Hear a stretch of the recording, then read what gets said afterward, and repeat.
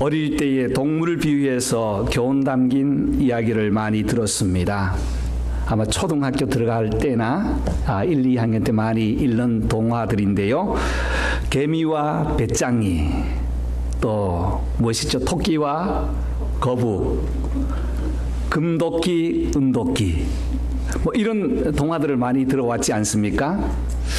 600가지가 넘는 이 동화들을 묶어서 놓은 책이 바로 이솝우화라는 것이죠. 여러분, 이솝이라는 사람이 어느 나라 사람입니까?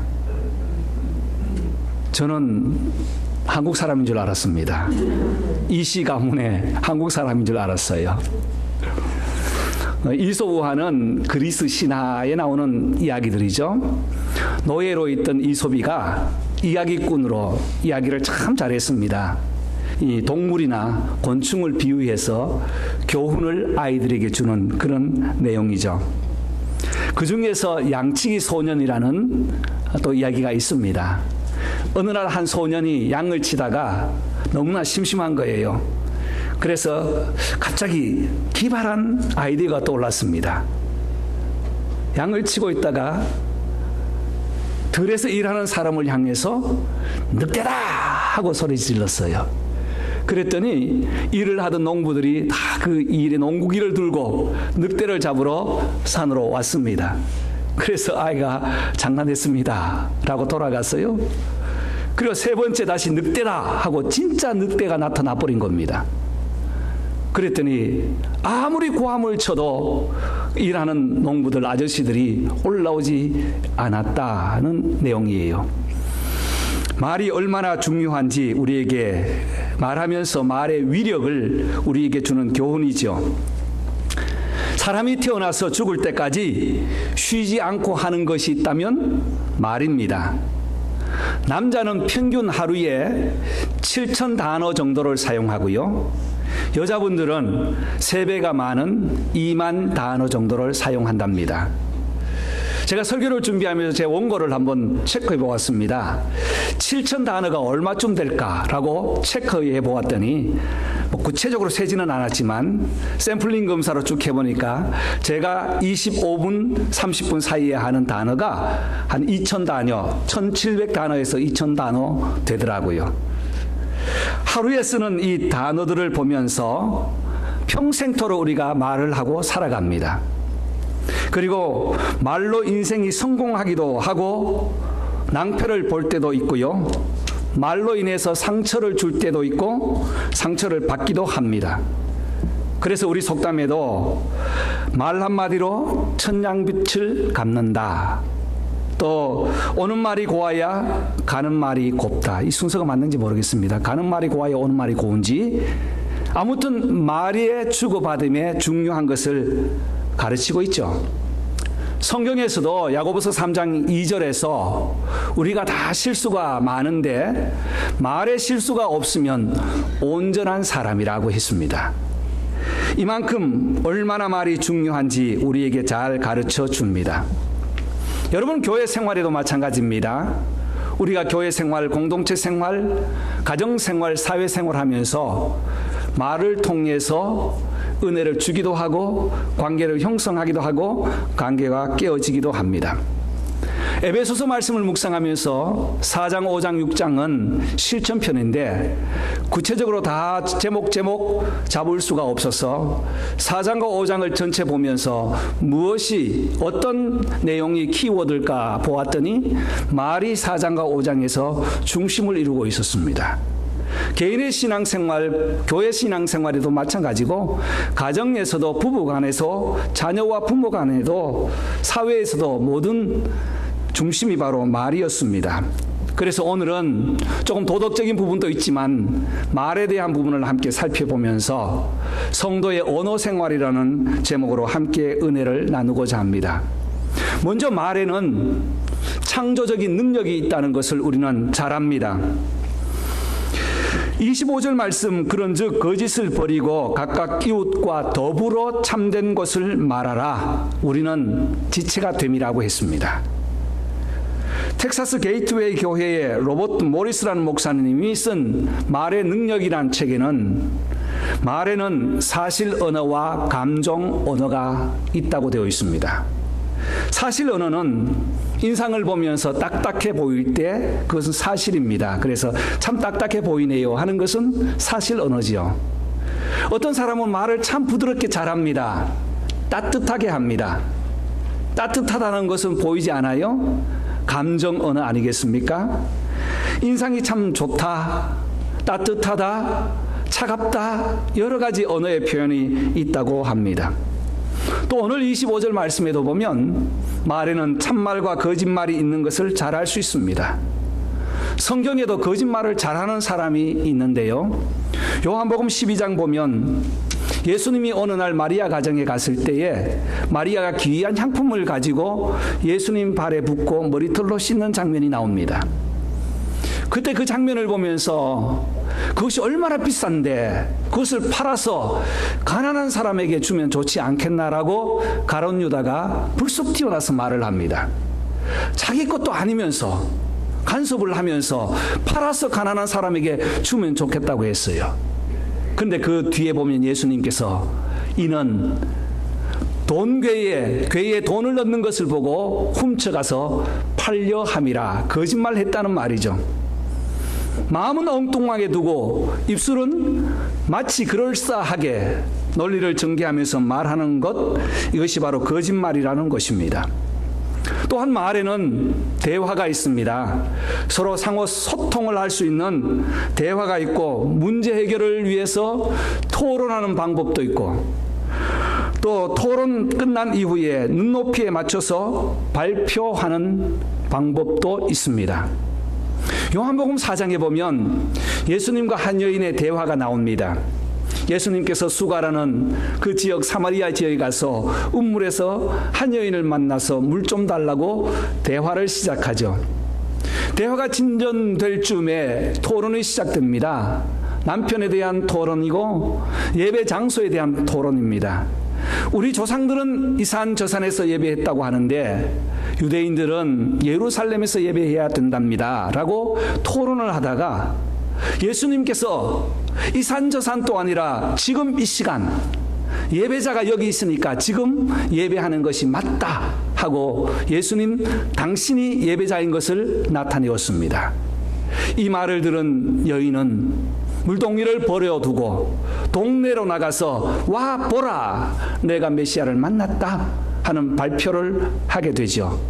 이 모든 과정이 바로 대화라는 겁니다. 이 여인이 나갈 수 있었던 것이 무엇이었겠습니까? 예수님이 주셨던 그 메시지에는 바로 능력이 있었기 때문이에요. 예수님께서 주셨던 그 말씀에는 창조적 능력으로 하여금 여인의 마음을 흔들었고, 아 그렇구나, 지금까지 내려왔던 말 들어왔던 모든 것보다 내가 진실로 주님을 만났더니 내 마음에서 예배의 마음이 생겼고 나뿐 아니라 나가서 와보라고 선포할 수 있는 선포의 능력이 생기게 된 것입니다. 이것은 바로 예수님 말씀에 창조적 능력이 있었기 때문인 줄 믿습니다. 그렇다면 저와 여러분의 말에도 능력이 있다는 거예요. 그래서 항상 말 조심하라, 말대로 된다고 하지 않습니까? 함께 읽은 에베소의 현장으로 한번 가보십시다. 사도행전 19장에 에베소 교회가 시작될 때에 그곳에 많은 사람들이 말 연구를 하는 사람이 많았습니다. 당시에는 수사학이 발달되고 철학이 발달된 시대였어요.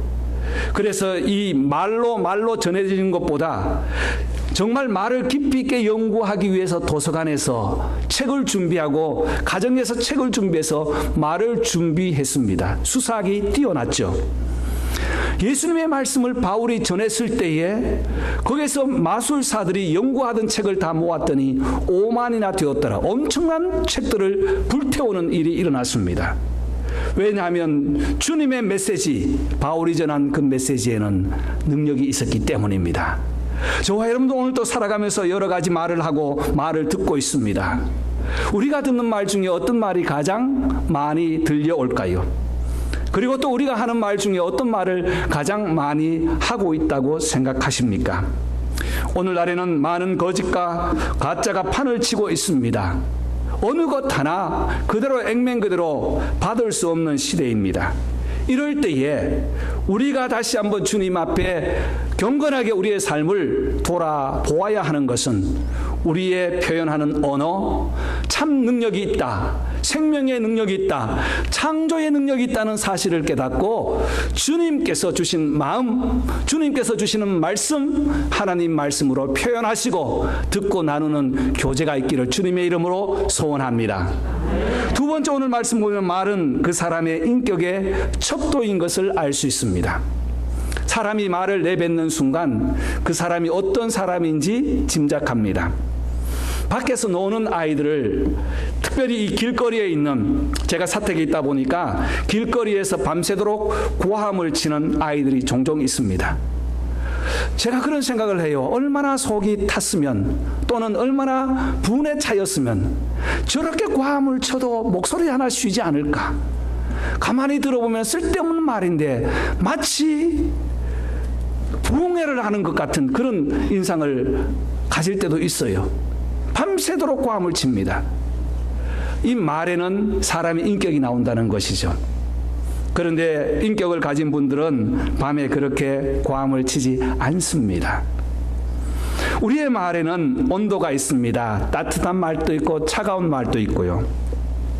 색깔도 있지 않습니까? 흰 색깔도 있고 검은 색깔도 있어요. 또 말에도 맛이 있다는 사실, 참 그 말 맛이 참 달콤하다 하지요? 골로새서 4장 6절에는 너희 말을 항상 은혜 가운데서 소금으로 맛을 낸과 같이 하라. 맛을 내는 말을 하라고 했습니다. 우리의 인격에 파손되는, 훼손되는 말이 있습니다. 오늘 4장과 5장을 전체 보니까 크게는 세 부류의 우리 인격을 무너뜨리고 훼손하는 말이 있는데, 첫 번째는 바로 파괴적인 말입니다. 분냄과 악독과 노함과 떠드는 말, 비방의 말. 26절 말씀에서도 분을 내어도 죄를 짓지 말고 해가 지도록 분을 품지 말고 마귀에게 틈을 주지 말라. 분났을 때 표현하는 그 표현은 우리 인격을 유익하게 하는 말이 아니라는 것이죠.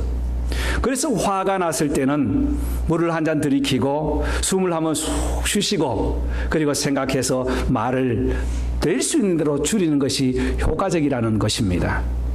분내었을 때 나오는 파괴적인 말들이 있습니다. 화가 나서 말하다가 해지면 참았다가 해 뜨면 다시 하라는 말이 아니고, 이 말, 화가 났을 때, 분이 찼을 때 하는 말은 도움이 안 된다는 것입니다.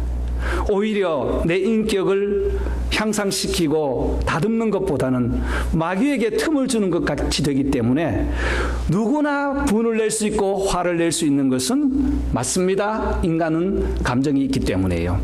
그러나 그것이 오래도록 지속하지 말고 그때에 더욱더 우리가 언어에 조심을 해야 된다는 말입니다. 에베소서 4장 31절 말씀에도 악한 감정으로 하는 표현들이 있습니다. 분냄과 악독과 노함과 떠드는 말, 비방하는 말을 버리고라고 했습니다. 여러분, 말은 마음에 담긴 그릇, 이 마음의 그릇에 담긴 것을 표현하는 것 아닙니까? 그러므로 우리가 할 수 있는 대로 우리의 인격을 잘 다듬으면서 파괴적인 말, 분노적인 말을 하지 않기를 원합니다. 에베소서 4장 29절 말씀에는 무릇 더러운 말은 너희 입 밖에도 내지 말고 라고 되어 있어요. 무슨 말? 더러운 말, 세속적인 말이죠. 5장 4절 말씀에는 누추함과 어리석은 말이나 희롱의 말이 마땅치 아니하니, 성령의 은혜를 받고 하나님의 은혜로 사는 사람에게는 이런 세속적인 말이 어울리지 않는다는 거예요. 예수님을 잘 믿는데 표현하는 것 보면 세상 사람들 못지않게 더 잘하는 경우들을 종종 볼 수 있습니다. 더러운 말, 추한 말, 희롱하는 말, 이 모두는 우리의 인격을 손상시키는 추한 인격을 만드는 말이 됩니다. 또 하나는 헛된 말입니다. 에베소서 5장 6절에는 헛된 말로 너희를 속이지 못하게 하라고 했습니다. 헛된 말은 안이 텅 비어있는 말이에요. empty word라고 되어 있어요. 내용이 없는 것입니다. 이 말은 여러 가지로 표현되는데 생각지 않고 하는 말 또는 말을 여기저기로 전달하는 말 이런 것들은 헛된 말이라고 합니다. 그래서 말을 할 때에 정말 헛된 말 하지 않도록 우리가 늘 깨워서 기도하고 이 말, 우리 입술에 파수꾼을 세워달라고 기도해야 할 것입니다. 에베소 교회에도 이런 문제가 있었습니다. 바울이 복음을 전하고 디모데가 목회를 할 때에 이 말로 인해서 어려움을 많이 겪은 것을 디모데후서를 통해서 볼 수 있어요. 바울이 디모데후서 마지막 편지를 쓰면서 디모데후서 2장 14절에 헛된 말은 악성 종양이 퍼져가는 같은데 그 중에 후메네와 빌레도가 있느니라 라고 사람 이름까지 넣었습니다. 아마 이 사람은 교회 안에서 열심은 있었습니다. 그러나 말로 인해서 서로 상처를 주고받았던 인물이 아닌가 싶습니다. 말이 퍼져나갈 때 어떻게 퍼져나가요? 악성 종양과 같이.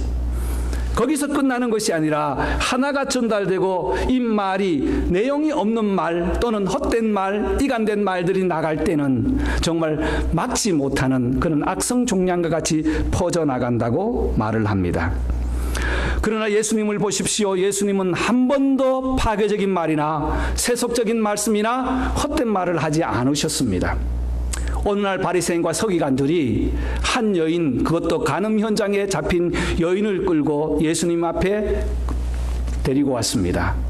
이 여인을 어떻게 하면 좋겠습니까? 라고 요한복음 8장에 던져놓고 예수님이 어떻게 말씀하시는가 말하는가 보자 하고 지금 둘러서 있습니다. 예수님이 뭐라고 하십니까? 죄 없는 자가 돌로 치라. 그것도 그 말씀을 하시기 전에 땅에 글을 쓰시고 난 이후에 무슨 글인지 모르겠지만 말씀하시기 전에 글을 쓰고 죄 없는 자가 돌로 치라고 하십니다. 다 물러가고 여인과 함께 남았습니다. 나도 너를 정죄하지 않았으니 다시는 죄를 범치 말라고 생명을 살려주는 말씀을 하셨습니다. 여러분, 얼마나 다른 표현입니까? 얼마나 정말 인격적인 표현입니까? 정죄하지 않았으니, 만약 예수님께서 여기에서 이 여인이 살아왔던 과거를 들추어가면서 정죄했다면, 요즘 표현으로 한다면 여인은 돌아가서 자기를 비관하고 극단적인 선택을 하지 않았을까라는 추정도 해보았습니다. 여러분, 이처럼 말에는 인격의 척도라는 사실을 우리가 늘 생각했으면 좋겠습니다. 예수님께서는 십자가에 달려 죽으시면서까지 골고다 언덕에 올라가신 것이 끌려가셔서 십자가에 죽으시면서까지 예수님께서는 파괴적이거나 세속적이거나 헛된 말씀을 하지 않으셨어요. 사람들이 가면서 조롱합니다. 이스라엘 왕 십자가에서 내려오라 우리가 믿겠노라고 마태복음 27장에서는 조롱합니다. 함께 달려서 죽음 직전에 있는 강도 중에도 예수님을 믿지 않고 조롱했던 것도 볼 수 있습니다. 그러나 예수님께서 그때는 뭐라고 하십니까? 아무 말씀도 하지 않으셨어요. 마지막 한 강도에게 생명을 구하는 놀라운 말씀을 하십니다. 회개하는 강도에 나와 함께 낙원에 있으리라 하시면서 축복을 내주시며 소망을 주셨습니다. 사랑하는 성도 여러분, 우리 믿음 생활 2월 달에는 교육의 달입니다. 무엇을 어떻게 무엇부터 교육받고 다스려 갈까요? 먼저 주님의 말씀으로 우리 스스로 돌아보고 우리의 언어, 우리의 말, 이 말을 잘 하여서 사람들에게 따뜻한 말, 위로의 말, 소망의 말, 생명의 말을 전하고 자기 자신에게는 인격이 한층 더 향상되는 귀한 은혜와 축복을 기대하면서 축복합니다. 말은 축복의 통로라는 것을 우리는 늘 기억해야 할 것입니다. 어떤 말을 해야 축복의 통로가 될까요?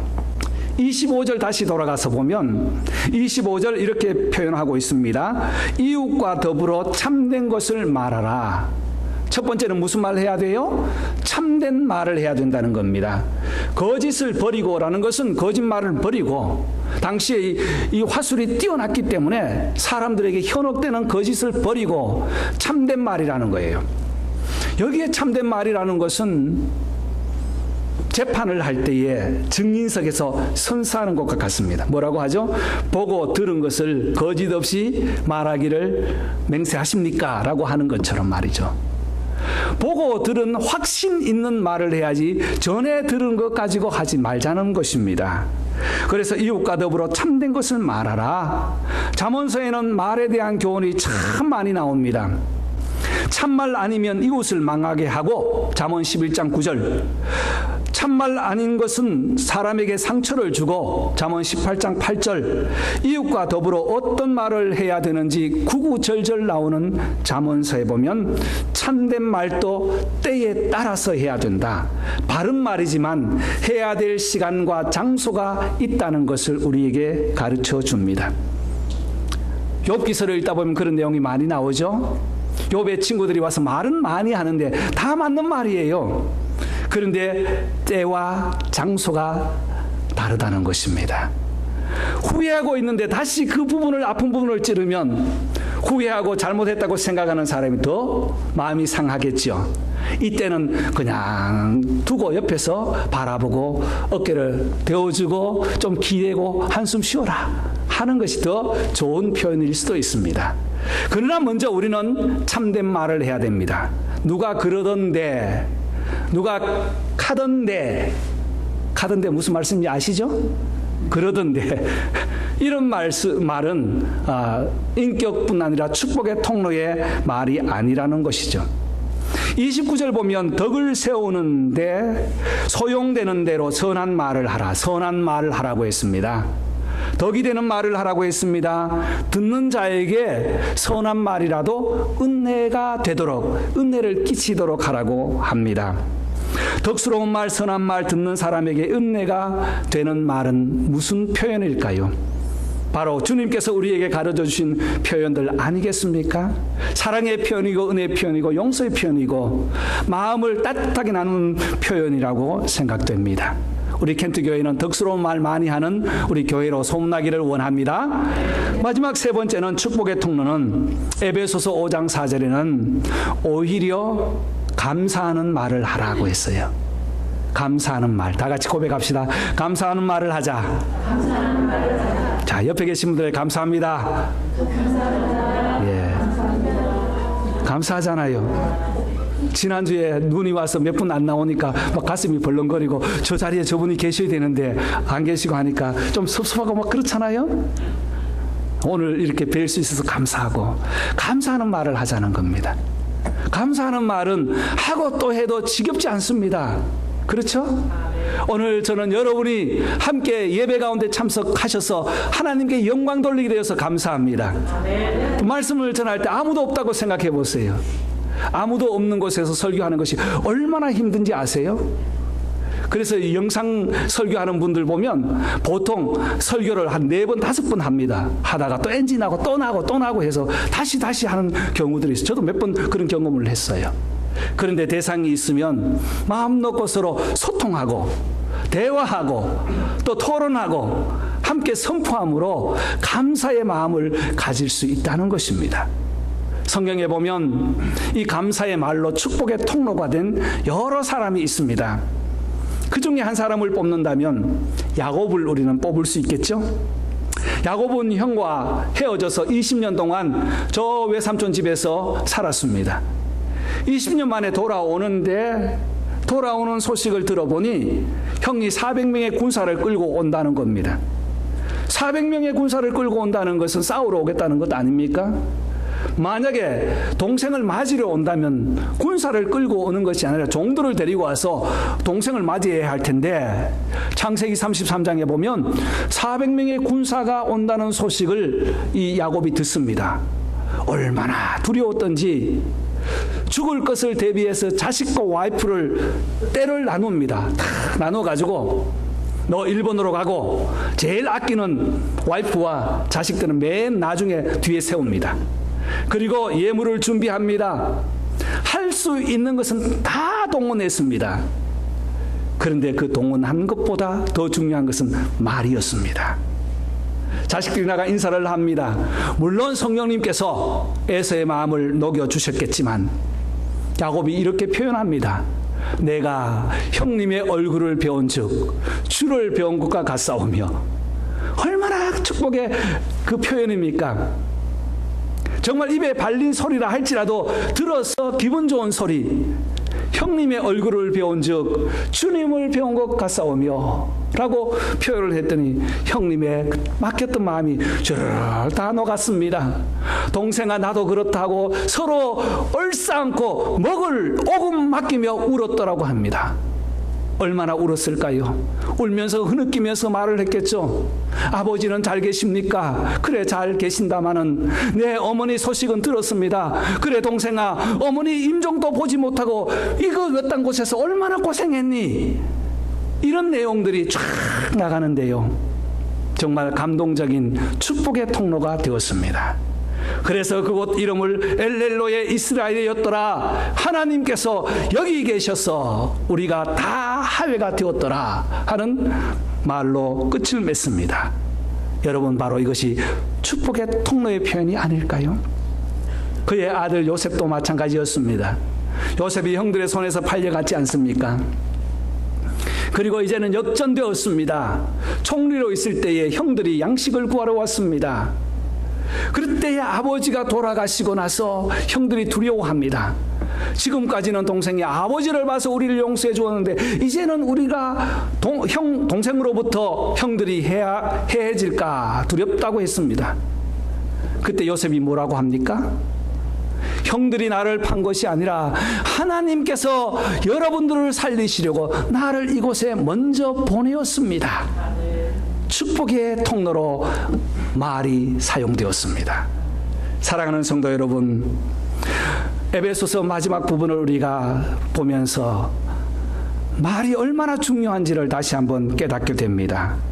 우리의 마음, 우리의 입술, 우리의 표현들, 무슨 교육보다 더 귀한 교육은 언어의 교육이라고 생각이 됩니다.